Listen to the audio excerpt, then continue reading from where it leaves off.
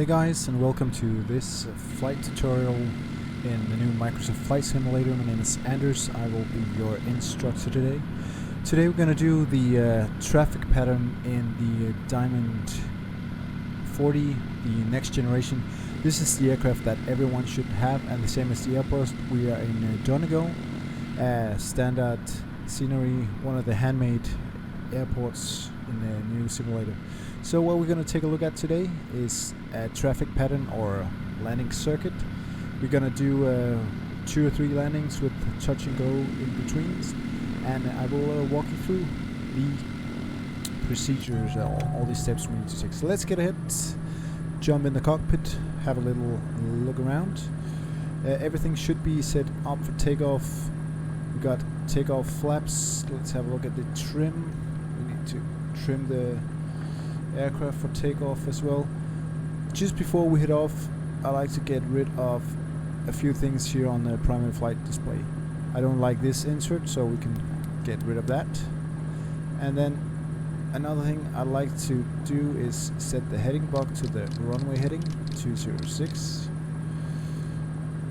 The courses we can, I don't really know if we need that, so let's just get rid of that. But I like to have the wind display here, this one. So we got a little crosswind from the left. If you want to, I mean, if you're not really feeling comfortable with flying with the windy conditions, 5 knots from a crosswind is not really that much.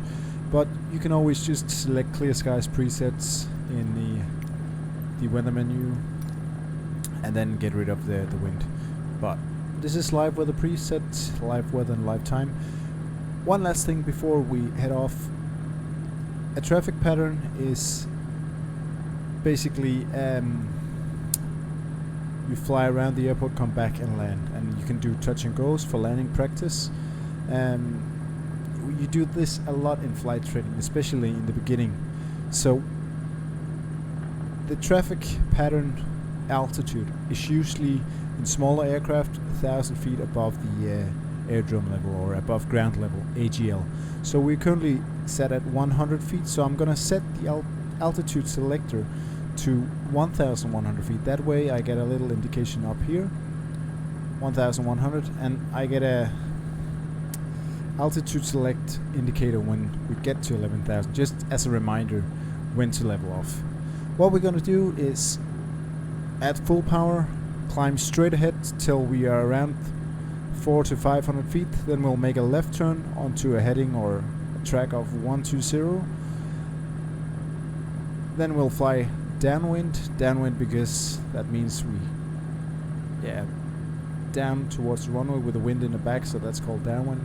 Then we're gonna make a left turn again to base leg, flying around 300, and then we will turn left back to final. Select the it might seem a bit confusing now, but I'll talk you through it once we get it. So I think it's just better to just get started, get on with it, and let's get going. So first of all, parking brake is released. I have pressure on the brakes. We'll advance the throttle to maximum thrust, release the parking brake, and off we go. Apply a bit of right rudder, especially with the wind coming from the left. Both the torque from the engine and the wind is trying to keep us, trying to make the aircraft turn left. Once we hit 60 knots, I will be putting some back pressure on the side stick, on the stick. There's 60 knots. Let's get airborne. And straight away the aircraft wants to turn into the wind. That's fine, because we want to be tracking down the runway. So we're climbing out around 70 to 75 knots, aiming for that. Once we are around 300 feet above the ground, we will retract the flaps, get a better climbing performance.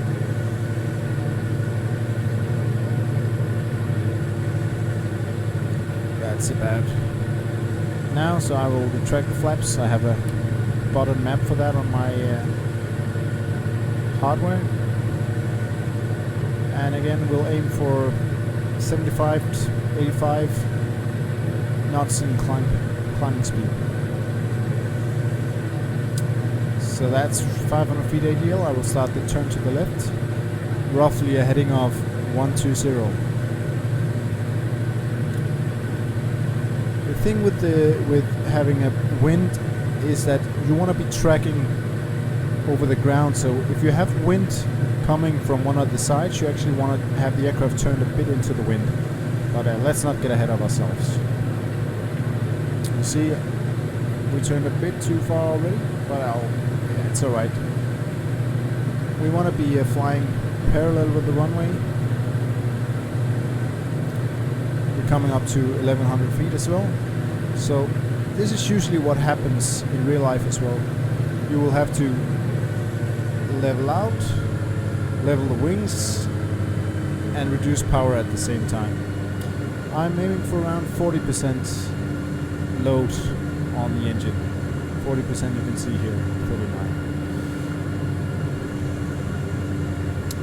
And we're tracking nicely parallel to the ground. Once we are abeam the runway threshold or the numbers down there, I will select the takeoff flaps once more, and then we will start a descent towards the runway. So that's the beam threshold. I will reduce the throttle, get in the flap speed. That's the wide arc here, so 90 knots. I will select the first notch of flaps, slowly start descent, and once we're around 45 degrees, say approximately there, from the runway, we will start a left turn. I'm aiming for an bank angle of around 25 degrees of bank. Again, here a speed of 70 to 80 knots. And there we go. We want to be flying parallel.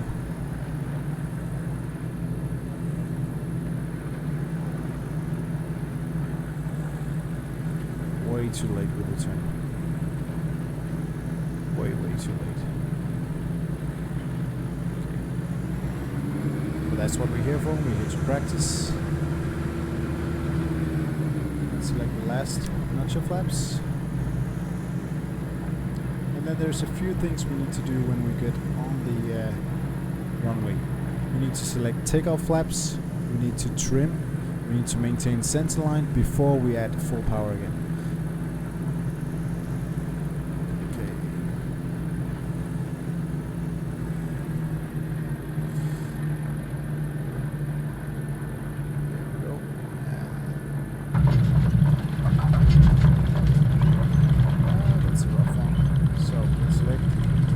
Flaps, trim for takeoff, and then we can go back.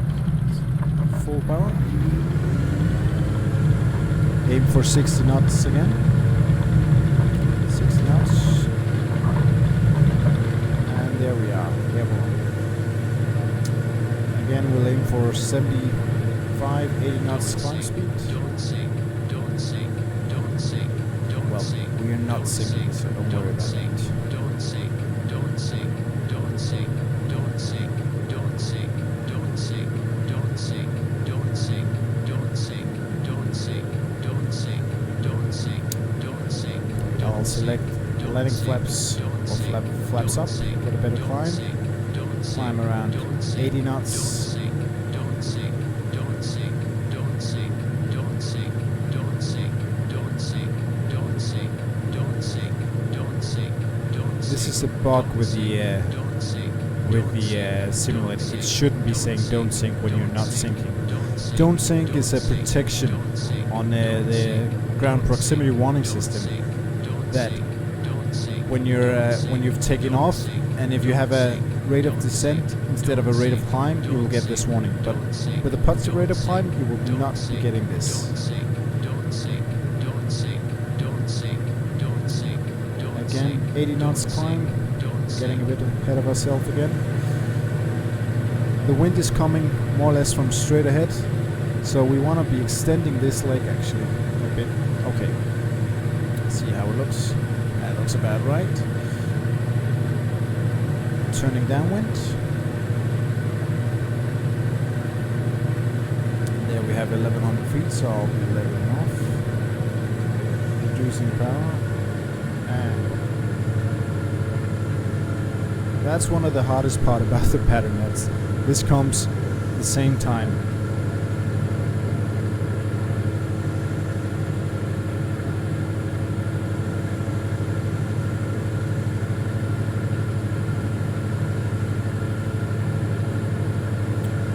Let's see where we are. So once again, when we are at beam the threshold, we'll select idle power, landing flap, and start a descent. So that's the beam, idle power. Wait for the speed to get in the flap maneuvering speed. There we have. Once we are 90 knots, I'll select takeoff flaps or the first notch of flaps. 45 degree from the runway. It's about there. We'll be making our turn, and then this time we will remember that we have tailwind on this part. We're turning base now, so the wind is blowing us towards the runway, so we'll need to turn a tiny bit earlier than we did last time. Anticipate that we have the tailwind. Let's see, we have a nice ground speed here. Just make a bit of a trim here. Okay, yeah, there we go. I'll be turning now, final. And you really see it here, the wind is pushing us. Looks much better this time.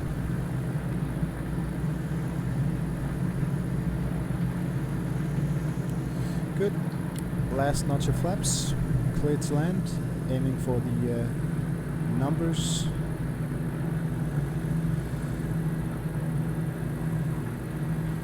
Adding a bit of power. You don't want to get below 70 knots. Looks good. Okay, we are over the runway. Idle power. Lift the nose. Keep the center line.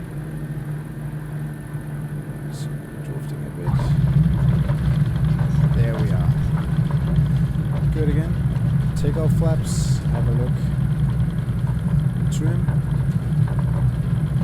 And center line. Full power. Here we go again. Looking for 60 knots.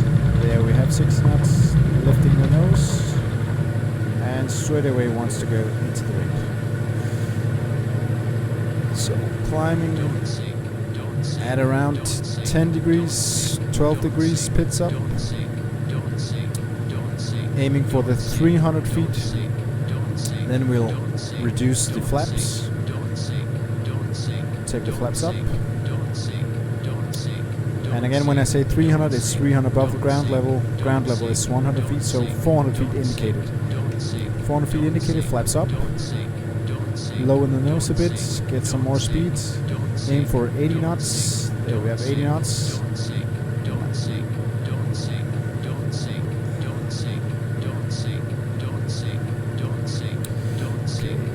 500 feet ATL, we'll start the turn for crosswind. Aiming for 25 degrees of bank.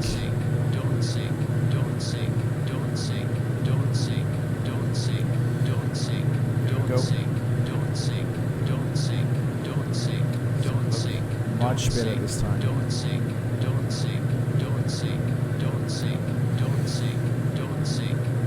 And turning downwind.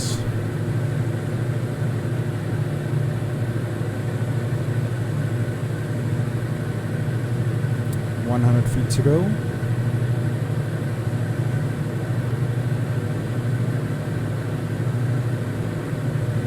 And again, all comes at the same time. Leveling off, reducing power, roughly 40%. And keeping that 1100 feet. Let's have a look. Yeah. And we want to be tracking parallel. The wind is blowing us from the right. As you see, we have 11 knots slightly from behind the right, so the wind will be blowing us towards the runway. That's why the nose of the aircraft is, you want to aim that slightly right of what is parallel. If you're just maintaining parallel, you will be flying towards the runway, and then you will having to have a very shallow turn in the end. Alright, I've been the numbers. idle power. Wait till we're in the flap speed, 90 knots. There we have it.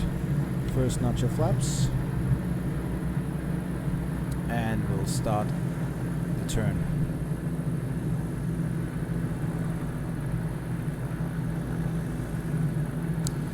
Aiming for 70, 75 knots.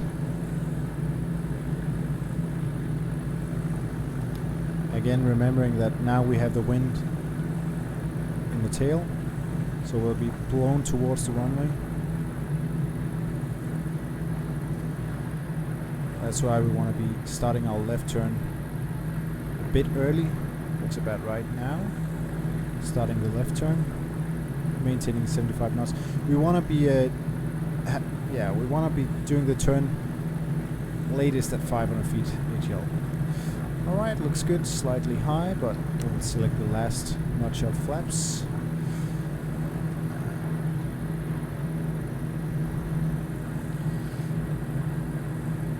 Yeah, we overshot a tiny bit where we're getting back on center line, back on track. Already have the idle power, so it looks good. This is gonna be for the full stop landing, so we'll use max braking, stop on the runway, and then we'll take it from there. Looks good. Tracking down the runway. Yeah. Right. Braking, tracking the center line, and coming to stop on the runway. So there we have it, just a quick tutorial, quick demonstration of a traffic pattern in the Diamond DA40. If you have any questions, please feel free to ask them in the comment section below, and I will putting out more content soon, so if you like it, please subscribe and hit the like button. Anyways, keep safe and keep flying.